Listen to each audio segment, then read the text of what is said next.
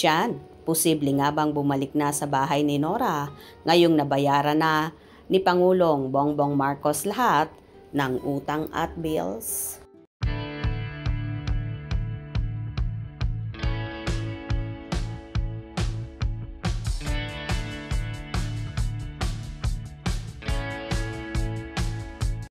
Kinumpirma ng Malacanang na sinagot ni Pangulong Ferdinand Marcos Jr.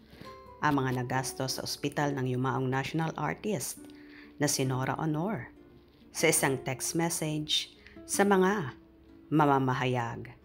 Nilinaw ni Communications Senior Undersecretary Ana Puod na hindi ang Philippine Charity Sweepstake Office, PCSO, ang umako sa mga gastos. As per GM Mel, General Manager Mel Robles, DPCSO ang nag-shoulder kundi si Presidente Ani Puod. Maging ang iba pang utang at nagastos ay sinagot na din anya ni Marcos mula sa kanyang personal na pera. Di lang yung hospital bill, yan, pati ibang utang at ibang expenses daw galing sa personal na pera ni Pangulong Bongbong Marcos yan, dagdag ni Puod. Pero hindi binunyag ng palasyo ang eksaktong halaga na itinulong ng Pangulo sa pamilya ni Honor. Ginawa ng Malacanang ang paglinaw sa gitna ng mga espekulasyon na ang mga ahensya ng gobyerno tulad ng PCSO ang may pananagutan sa mga bayarin sa ospital ni Honor.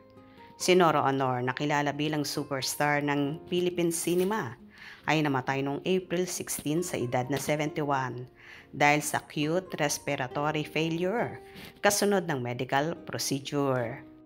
Siya ay idineklara bilang pambansang alagad ng sining para sa pelikula at sining ng broadcast noong 2022 sa ilalim ng administrasyon ni Pangulong Marcos.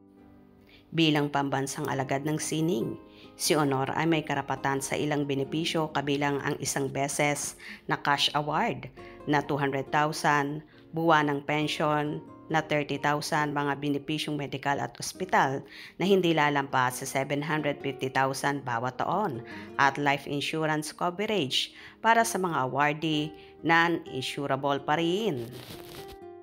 At ngayon ngang nabayaran na lahat ni Pangulong Bongbong Marcos ang utang ni Ate Guy. Posible kaya bang bumalik na ulit si John Rendez sa inuupahan nilang bahay ni Nora? Lalo pat andoon ang mga importanteng gamit ni Ate Guy at mga sweet memories nina John at ng nag-iisang superstar. Kayo mga kascoop, posible kaya nga bumalik pa si John Rendez sa bahay ng pinakamamahal niya at tinatawag niyang Pupoy? Kayo na ang bahalang humusga. Kung nagustuhan nyo ang video na ito, comment down below.